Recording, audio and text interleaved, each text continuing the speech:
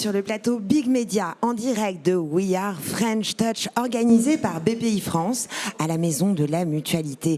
Je suis Ariana Van Valter-Yerso, la fondatrice d'AVWH. Bonjour. Alors, nous recevons une grande maison emblématique du monde de la mode, du luxe, qui incarne l'excellence à la française. Guillaume de Seine, vous êtes directeur général d'Hermès. Bonjour. Bonjour. On est très heureux de vous recevoir sur ce plateau Big Media. Est-ce que vous pouvez nous parler de votre parcours professionnel? Dans quel état d'esprit on arrive à la direction générale de cette si grande maison? Alors dans mon cas, Hermès c'est une affaire familiale et je fais partie moi-même de cette famille. Donc évidemment que on a une motivation très forte de venir travailler dans cette entreprise et de s'inscrire dans les pas avec mes cousins des générations qui nous ont précédés. Moi, j'ai pas toujours travaillé chez Hermès personnellement. J'ai fait d'autres entreprises, toujours dans des produits plutôt de création et d'image. Et j'ai rejoint Hermès il y a 26 ans maintenant. Pouvez-vous nous parler plus précisément de vos fonctions ? Alors, au sein de la direction générale d'Hermès, moi, je supervise particulièrement toutes les activités de production. Donc, c'est tout le pôle des maroquineries, tout le pôle textile, l'horlogerie, les tanneries, enfin, tout ce qui est évidemment qui correspond à une dimension très importante de cette maison, c'est-à-dire l'artisanat, les savoir-faire, l'excellence de la fabrication, les matières. C'est ça dont j'ai la charge. Bon, on va continuer à en parler puisque effectivement ce qui forge la singularité d'Hermès, c'est l'esthétisme. L'esthétisme évidemment des designs, mais également la recherche perpétuelle des belles matières. Et ce qui nous amène à notre nouveau sujet, à notre question autour de l'innovation et de la tradition. Hermès, c'est vraiment la symbiose de ces deux idées, c'est-à-dire à la fois l'héritage, donc il y a presque une mise en abîme puisque vous parliez de cette dynamique familiale, mais c'est la tradition du luxe français dans son acception la plus noble. Comment vous préservez cet héritage tout en restant à la pointe de l'industrie du luxe ? Alors, c'est vrai qu'Hermès, c'est une maison qui est née dans l'artisanat, puisque notre fondateur, en 1837, était artisan harnacheur. Donc, la maison a commencé à faire uniquement des équipements pour les chevaux, harnais, puis selle. Et à partir de ce socle de savoir-faire, depuis 100 ans, en fait, depuis les années 20, la génération de l'époque, la troisième génération de la famille, a développé de façon très importante un univers de produits, mais toujours autour de ces savoir-faire. Et évidemment, le produit peut-être le plus emblématique d'Hermès, ce sont les articles de maroquinerie, ce sont les sacs, qui sont en fait fabriqués avec des savoir-faire issus de la selle, ce qui nous distingue à la fois dans nos méthodes de production, mais aussi dans notre esthétique, dans notre style, puisque nous avons ces coutures apparentes, ces bords francs qui sont issus de nos savoir-faire. Et ce qui est très important pour nous, c'est de faire vivre ces savoir-faire de façon contemporaine, en les maintenant, en les transmettant, mais évidemment toujours avec le défi des créateurs, le défi de l'innovation, de la surprise.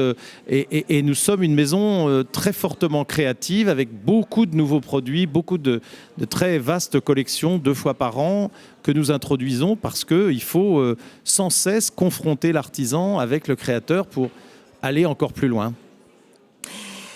En tant que leader d'une entreprise aussi emblématique, selon vous, quelles sont les valeurs entrepreneuriales que vous estimez essentielles?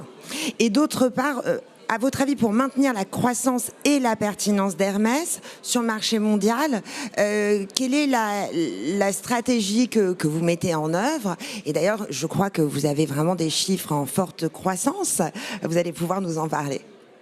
C'est vrai que la maison connaît une forte croissance. Nous avons fait une année 2022 record et 2023 s'inscrit aussi dans encore une nouvelle période de croissance. À nos derniers chiffres à fin septembre, on est autour en cumulé, on est autour de 20% de croissance depuis le début de l'année, ce qui est très, très important. C'est vrai que cette dynamique, elle est, je crois, ce qui est important, c'est d'avoir une cohérence dans la stratégie de long terme. C'est la marque des entreprises familiales, me semble-t-il. Et chez Hermès, cette stratégie de long terme, à travers 6 générations, elle est toujours guidée par l'idée de faire les plus beaux objets possibles. Et donc, les plus beaux objets veut dire les plus belles matières, donc avec l'exigence sur ces matières, et puis en utilisant des savoir-faire d'exception, artisanaux comme dans la maroquinerie ou un peu plus industriels comme dans l'horlogerie par exemple, mais on est toujours au plus haut des savoir-faire. Et la combinaison de ces 2 éléments avec la force créative, avec le renouvellement créatif, c'est sans doute ce qui fonde le succès d'Hermès sur le long terme. Quand nos clients viennent pour visiter nos magasins, eh bien, ils ont une attente très forte sur la qualité de l'objet. Et aussi, ils ont envie d'être surpris par des nouvelles créations et par des nouvelles couleurs, des nouvelles matières et puis des nouvelles formes, évidemment.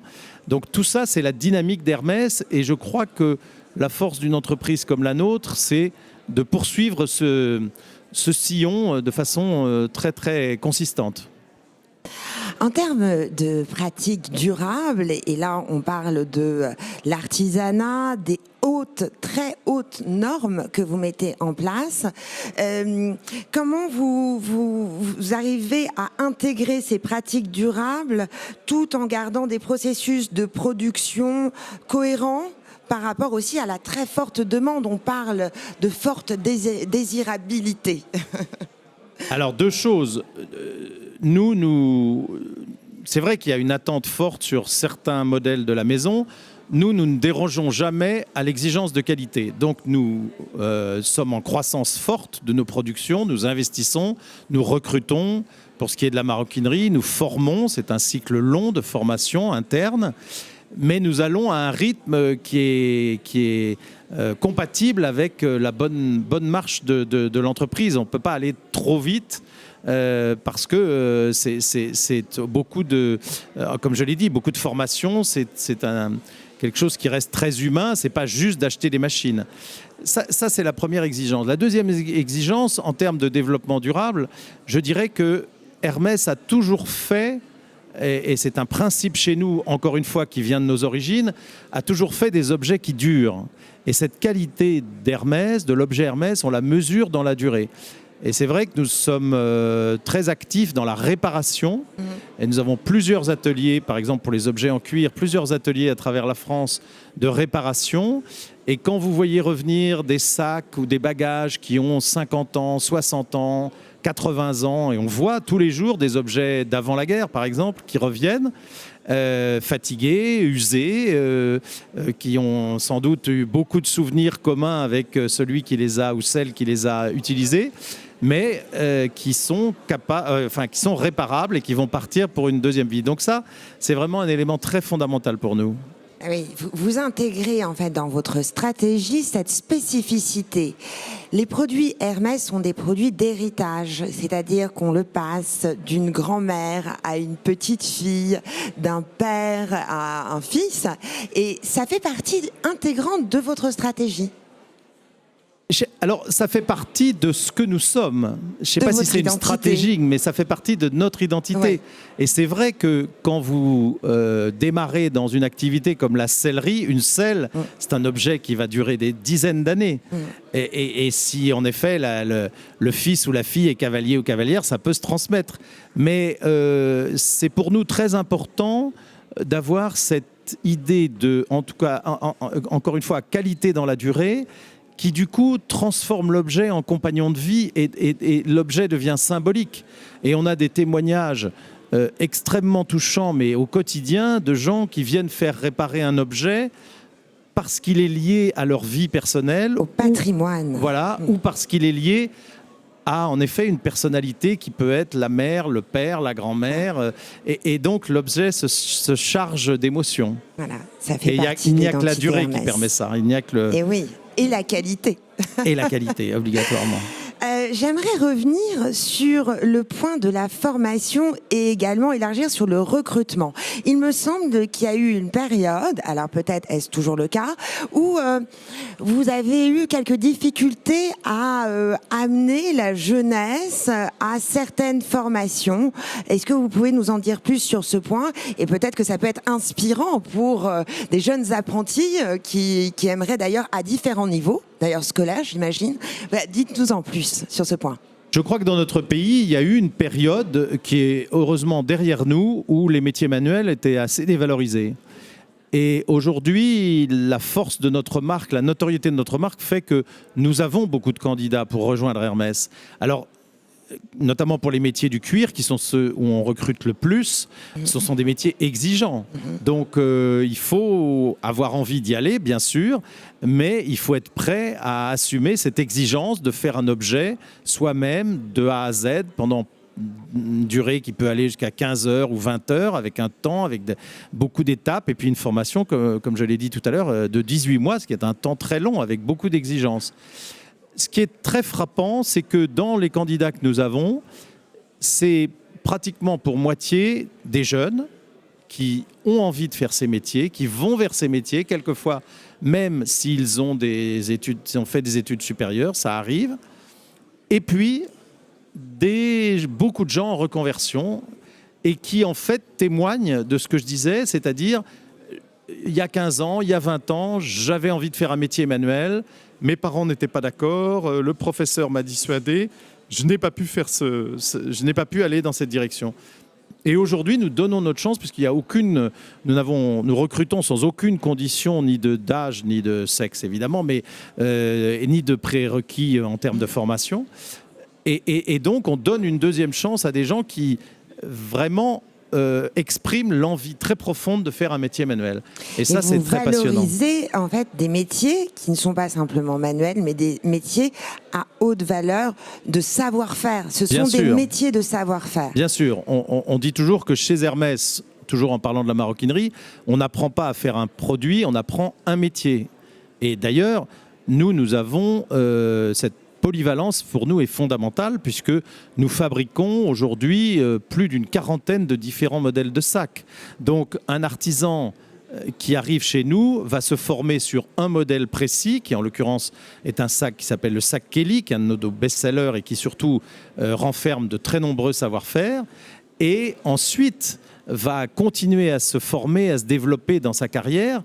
Et évidemment, les artisans qui ont plusieurs années d'expérience sont capables de faire plein de modèles différents, ce qui aussi donne un intérêt renouvelé à leur travail quotidien, puisqu'ils ne vont jamais faire la même chose. Ils vont passer d'un modèle à l'autre, d'une couleur à l'autre, d'une peau à l'autre. Et ça c'est vraiment le propos d'un métier artisanal. Est-ce que vous intégrez les cycles de formation en interne? Oui, alors maintenant nous avons même le statut de CFA, donc Centre de formation d'apprentis, et nous reconnu par l'Éducation nationale pour les métiers, encore une fois, de la maroquinerie. Et nous faisons ce cycle de 18 mois entièrement en interne. Et nous construisons en ce moment même des bâtiments dédiés dans un certain nombre de régions, des écoles. Et donc, nous sommes en mesure de décerner notamment le CAP maroquinerie, reconnu, encore une fois, par l'Éducation nationale. Valoriser l'artisanat français, c'est aussi valoriser les territoires. Oui. Et là, donc, j'ai l'impression que dans toute la France, vous aurez des centres de formation. Alors, nous sommes implantés dans toute la France, pratiquement, avec nos maroquineries, dans les Ardennes, en Franche-Comté, en Normandie, en Gironde, en Charente. Mais nous sommes aussi très présents dans les métiers du textile, avec tout notre savoir-faire autour de l'impression de la soie ou du cachemire. Et ça, c'est la région Rhône-Alpes, où nous avons près de 1000 salariés dans la région, et avec aussi des beaux savoir-faire et aussi des formations internes. Vous êtes également membre du comité Colbert, qui s'articule autour de 8 commissions de travail. Est-ce que vous pouvez nous en dire plus sur ce lieu d'échange? Alors, le comité Colbert, c'est une association très originale qui date de 1954, dont j'ai été le président pendant 6 ans, jusqu'à l'année dernière, et qui regroupe tous les grands noms du luxe français. Et puis, donc il y a 93 membres aujourd'hui. Et puis aussi 17 membres associés qui sont des institutions culturelles françaises, comme le Château de Versailles, l'Opéra de Paris, le Musée du Louvre, le Musée d'Orsay. Et au fond, le comité Colbert aujourd'hui symbolise à travers tous ses membres certainement ce qui est un des succès, un des fleurons de la France à l'étranger, c'est-à-dire tout ce secteur de la création, de la mode, du luxe, de l'art de vivre, de la culture.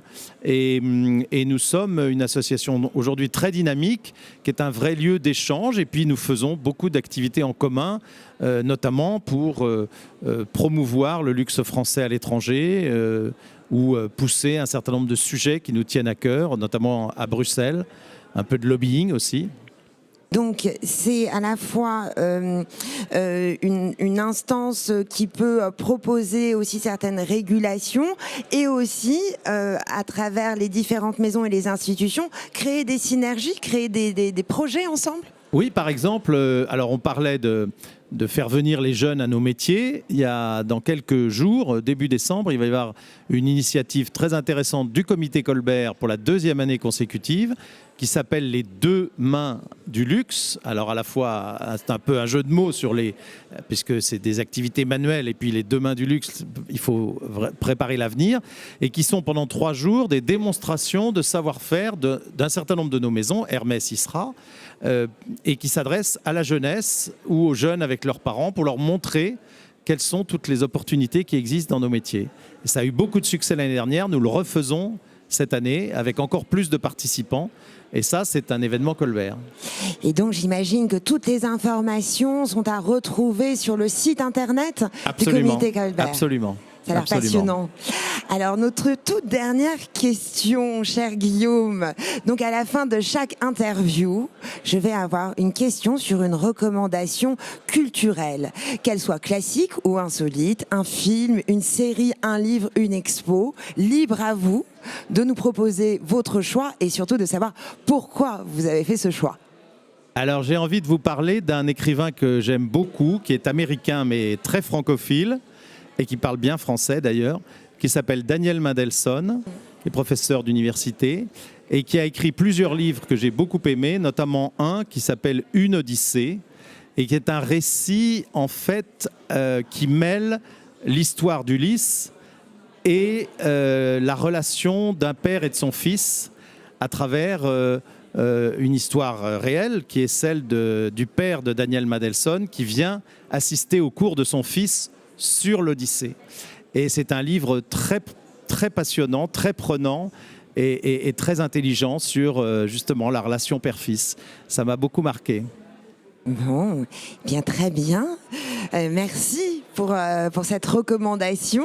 C'est en somme toute un parcours un peu initiatique entre un père, un fils. Il y a quelque chose finalement de l'ordre de la filiation, comme chez Hermès. Voilà. Merci Guillaume de Seine d'être venu sur ce plateau de Big Media. C'était un vrai plaisir. Je vous en prie, merci. Merci.